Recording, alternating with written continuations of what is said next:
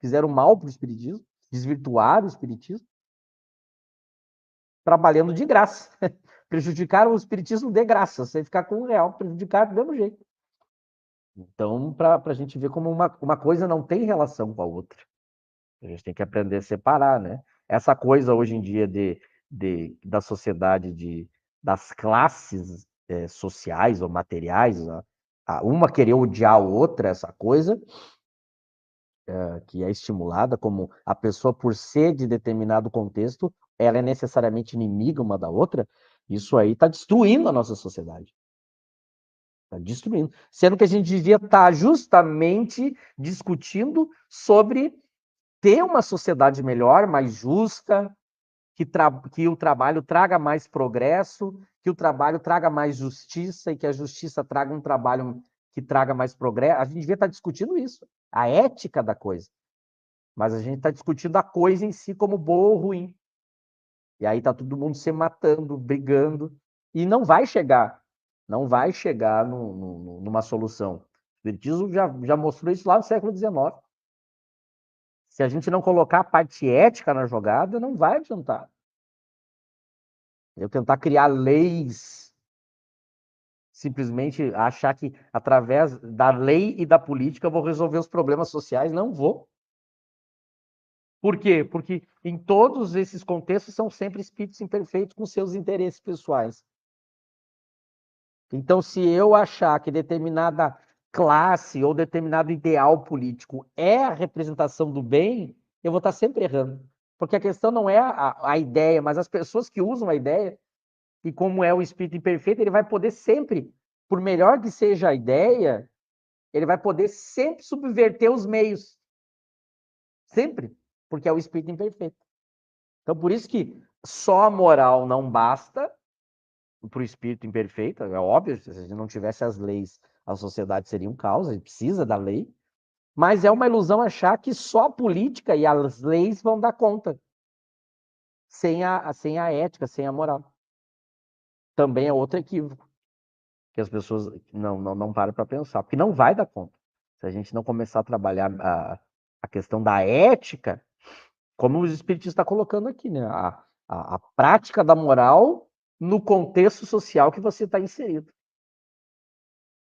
Então, é um trabalho mais profundo do que simplesmente eu me iludir de que determinada proposta política vai salvar o mundo. Não vai, porque à medida que essa proposta, se ela ganhasse poder, os espíritos imperfeitos que a comandam iriam abusar dela. Sempre foi assim na sociedade. A gente vai trocando maneiras de formas de governo, ideais sociais, de como a sociedade tem que funcionar, e sempre aquela que vai predominando, ela acaba por se subverter, corromper, criar abusos. Por quê? O Espiritismo dá a explicação, é porque são espíritos imperfeitos. Tem aquela famosa frase na viagem espírita, né? Que é preciso preparar o homem para a coisa, né? É justamente isso. Se eu não preparo o homem para a coisa, ele pega a coisa e corrompe a coisa. Então, a gente tem que fazer essa discussão. Eu acho que ela é muito mais útil para a melhoria da sociedade, né? O Espiritismo tem que contribuir para isso.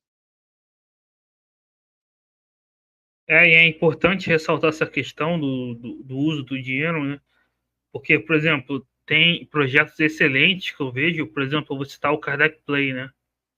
Eu já vi pessoas criticando o Kardec Play por ser pago, né? Mas a pessoa não pensa. O próprio Kardecpedia que a gente está usando aqui tem que ter dinheiro para ser mantido, né? Tudo é dinheiro. Então, é até infantil ter que explicar às vezes isso, né? Que as coisas precisam de recursos para ser mantidas no mundo material. Não dá para você chegar lá e pagar com bônus hora ou alguma coisa assim. Então, isso acaba prejudicando quem faz alguma coisa que quer realmente ajudar o espiritismo, né?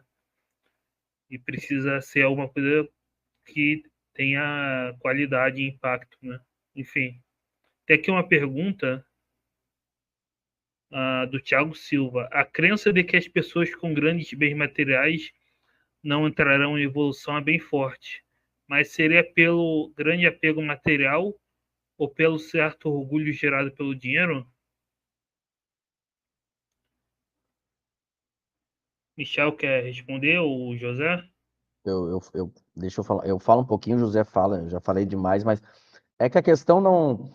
É claro que quando eu estou num contexto onde eu tenho muito acesso ao poder material, isso é uma tentação, por isso que é uma prova difícil. É uma tentação, né? Eu tenho à disposição de mim muito poder material, isso é tentador. Como eu sou espírito imperfeito, e o espírito perfeito ele é justamente desequilibrado nas paixões e nas escolhas que ele vai fazer a partir dessas paixões, ele é uma tentação. Só que eu não posso achar que é uma regra, porque eu posso ter a pessoa que tem menos, só que com aquele pouco que ela tem, ela é muito mais apegada do que aquele que tem muito mais. O apego, ele não está necessariamente ligado à quantidade de dinheiro. Eu posso ter menos que alguém e ser mais apegado. Por isso que o problema está no espírito, não está na coisa, não no objeto, não está no dinheiro. Porque eu posso ser alguém de classe média baixa, pobre, ter pouco dinheiro e ser muito mais apegado do que alguém que é rico. Claro que a pessoa que tem mais, a tendência é ter a tentação de ser mais apegado. Mas a tentação não é a regra que todo rico é apegado e todo pobre é desapegado. Então é nesse sentido. Até porque justamente eu tenho que eu não posso fazer uma regra absoluta de que se a pessoa tiver dinheiro, ela é orgulhosa e apegada. Não é uma regra, porque eu posso ser rico e ser humilde e desapegado, posso.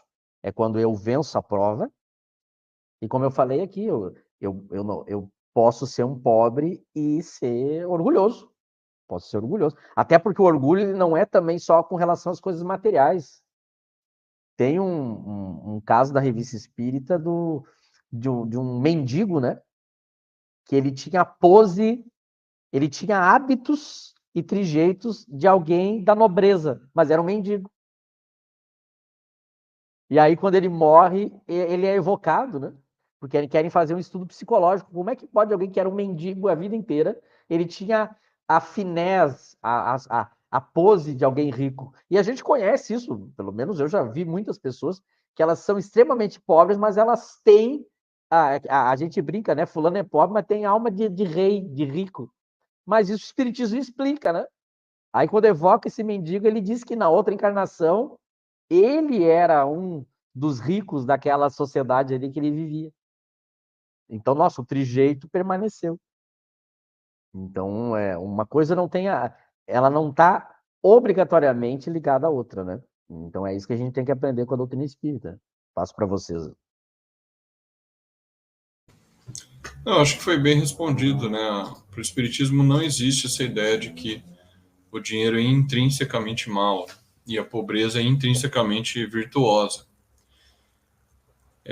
Isso é um erro do ponto de vista espírita, uma coisa criada pelo materialismo lá no século XIX, que vê que vê o dinheiro, o lucro, como algo moralmente reprovável. Né? Definitivamente, essa não é a visão espírita. O homem, como a gente comentou aqui, né, deve usar bem os recursos, deve empregar bem os recursos. Aí a gente lembra da parábola dos talentos, né? Pode ser usada no sentido moral das virtudes, mas também para os bens materiais. A pessoa que recebe, que tem recursos materiais, deve utilizar bem aquilo, né, para multiplicar, para produzir coisas boas e úteis para a sociedade. Então, não é porque a pessoa tem muitos bens materiais que ela vai ser necessariamente apegada materialmente ou orgulhosa. Pode ser. Isso pode ser um arrastamento, a pessoa deve... É uma prova que ela vai enfrentar, mas ela pode fazer bom uso daquilo e